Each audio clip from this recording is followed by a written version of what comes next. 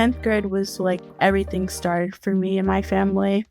So I didn't get to finish my 10th grade year. And then when we found Metropolitan Ministries, that was actually the time for me to go back to school, but we didn't know where to start. So my mom found K12 and I was like, well, I'll give it a try. Did you know that more than 1.2 million students in U.S. schools don't have a stable place to call home? For these young minds, just getting to class can feel impossible, but some are finding an unexpected path through online learning. This is the story of one remarkable young woman who found her path to success through virtual education. After a while, just talking to my friends back in public school, they would tell me like things that they had to overcome with public school. While I was like, well, K12 had more doors open for me that I could have more things like tutoring and more opportunities that I could have, like different classes that I could take that I couldn't take in public school. How can online schooling provide stability for students facing housing insecurity? And how can this educational model prepare students for their future dreams? Today we meet Alanna Vickers, a recent graduate of the Digital Academy of Florida. Despite facing years of housing insecurity and frequent moves, Alanna not only completed high school, but is now pursuing her dream of becoming a pediatrician. She's here to share her inspiring journey, the challenges she overcame, and how online education made it all possible. Alanna, welcome to the show.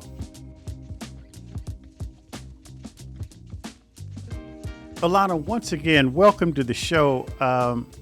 First of all, how are you? I'm doing pretty good. I am just so proud of your journey. And it's been a unique education journey. Before we get into it, do you ever just stop and look back and say, wow, I made it? Yes, I actually do. And how does that make you feel? Because there are so many people who go through challenges, and particularly when it comes to home insecurity, and it's easy to get stuck. So talk a little bit about how you overcame your situation and what it was like when you really weren't sure where you were going to be sleeping at night.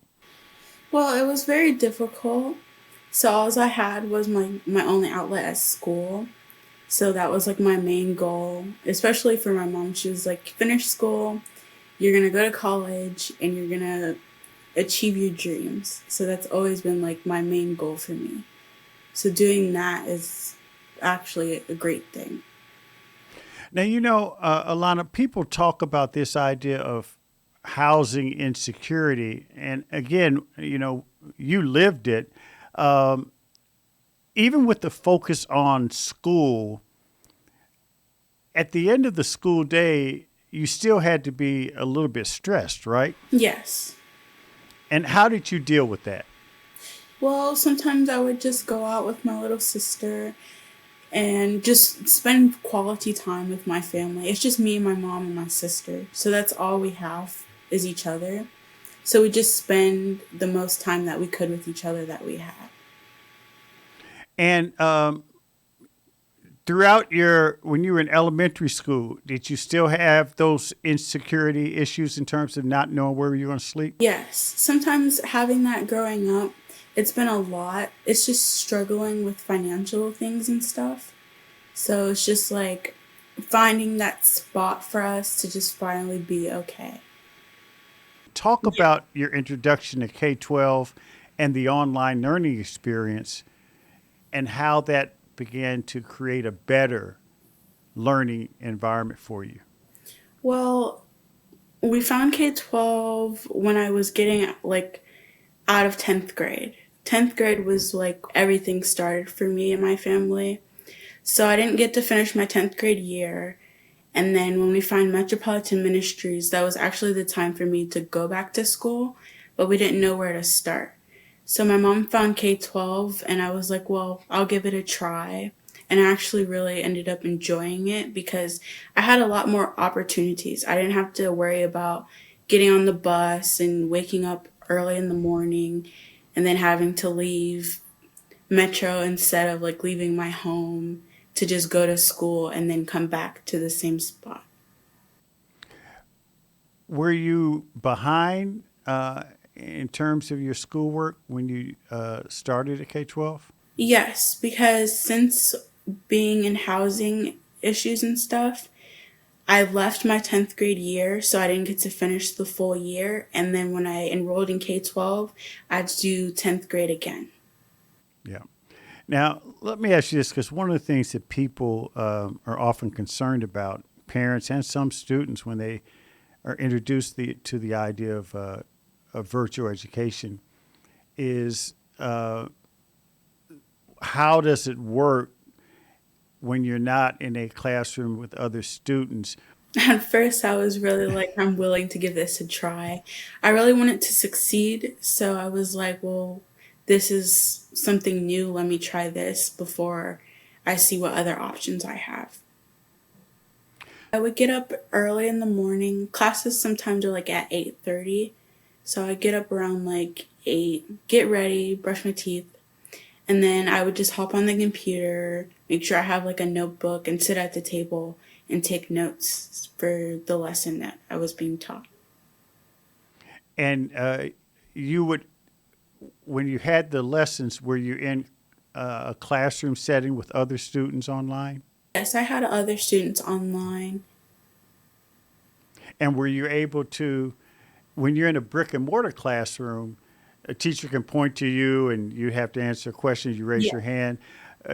You're able to do that similar kind of, take Yeah. that similar approach, Even even online? Yes. Even online, we have like a hand raising button, so you can press the button to be able to raise your hand and the teacher would pick you. Or you could type in the chat and the teacher would read it and be like, okay, yes, you have the correct answer or you're on the right track and that's a great idea. Things like that.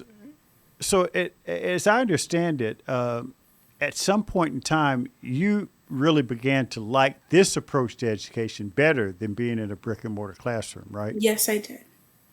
And when did that hit you? Because if you're starting out, I know it probably was a little different, and you said you were willing to try something Yeah. new, but at what point did you feel like, well, to me, it seems like if you can wake up at 8 and start class at 8:30, I mean, that without having to go find transportation, that thinking back a Yeah. long time ago to my high school years, that sounded pretty good. But at one point did you say, wow, I think this is going to work for me? It took a whole year to get used to being online. I really was like, well, I like it, but then I want to go back because I had school friends like in person. So I was like, I want to go back to my friends. But then after the year was up, I was just like, I want to finish online.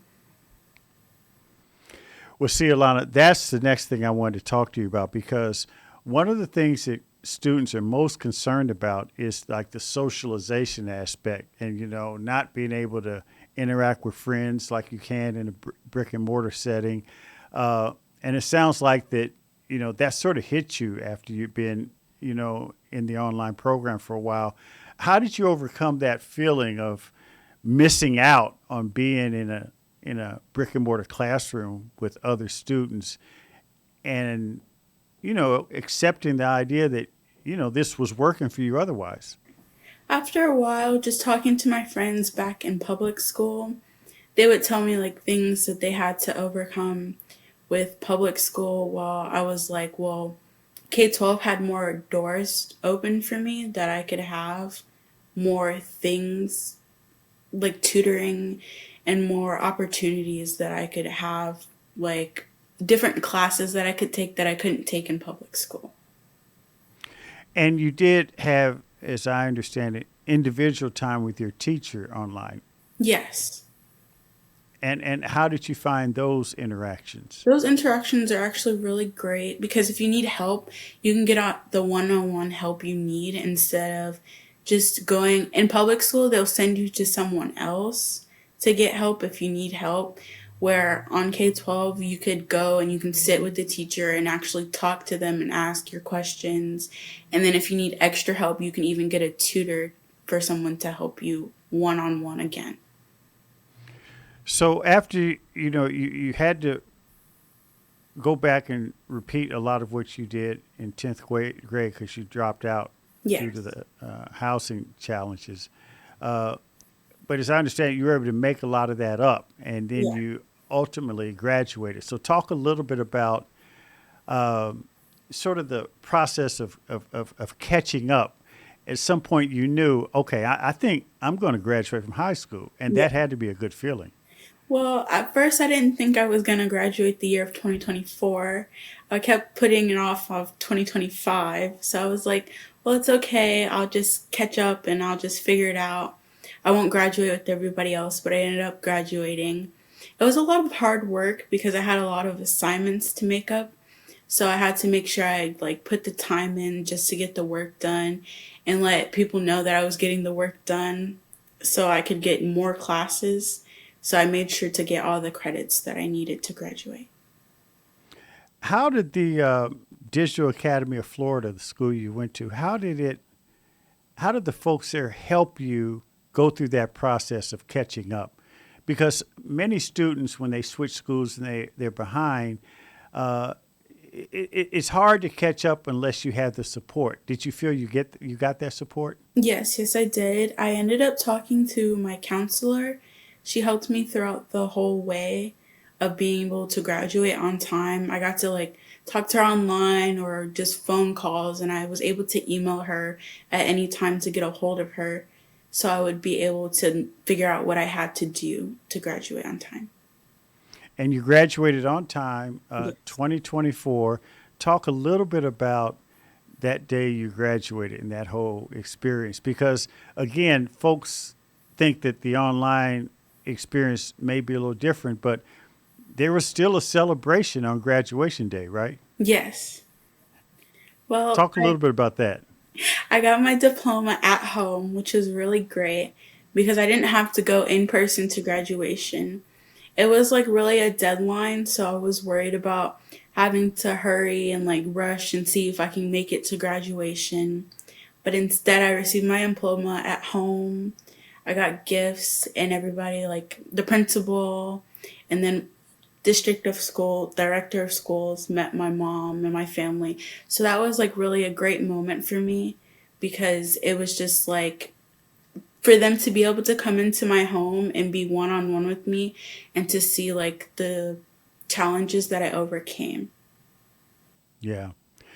And so, what are you doing these days, and what are your plans? Well, these days I'm in college now. And I where are go you in to college? SPC, Where? SPC in Tarpon Spring. SPC. And what is your major? I major in science and mathematics. And ultimately, what is your goal? My goal is to become a pediatrician. And how are you enjoying this experience in college? I'm really excited. Today was actually my last day before break.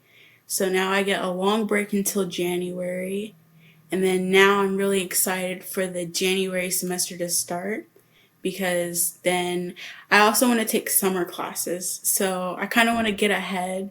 So I'm just up there and get all my classes done. Say, I guess you've been behind before. You don't want to see that day anymore, right? You No. want to get ahead. Um, do you feel like, because I've heard students who've graduated from high school, it doesn't matter what school, I've heard students who've graduated from high school and went to college. Some say that they weren't prepared. Some say they were adequately prepared. Some say that they were really, really. I mean, where does it fall in terms of your feelings on whether or not you had the tools you needed to start college? I will say I was really prepared. Also, I do believe K12 helped me with that because most of our information is online. We don't have like the textbook where you look in the book, it's online. You have to go and you have to find it and you have to read the information and then take notes. So that's really where all the information is on the computer. Well, Alana, I'll tell you, I'm really excited for you. I have one last question. This is what I really want to know, and that is for those students or even parents who are listening, what advice would you give them when they're considering online education as an option? I'd say take the risk and maybe see how it goes because it can really help someone. It's helped me a lot, and see what it could bring to you, what joy and happiness it could bring to you, and what doors and opportunities that it could open and show you new things rather than going to a public school. Yeah.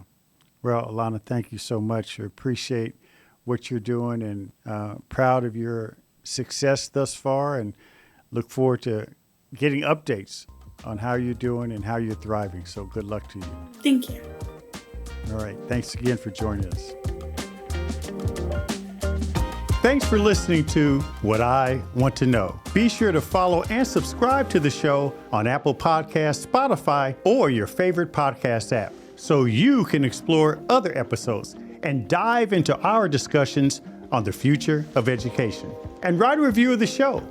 I also encourage you to join the conversation and let me know what you want to know using hashtag WIWTK on social media. That's hashtag WIWTK. For more information on Stride and online education, visit stridelearning.com. I'm your host, Kevin P. Chavous. Thank you for joining What I Want to Know.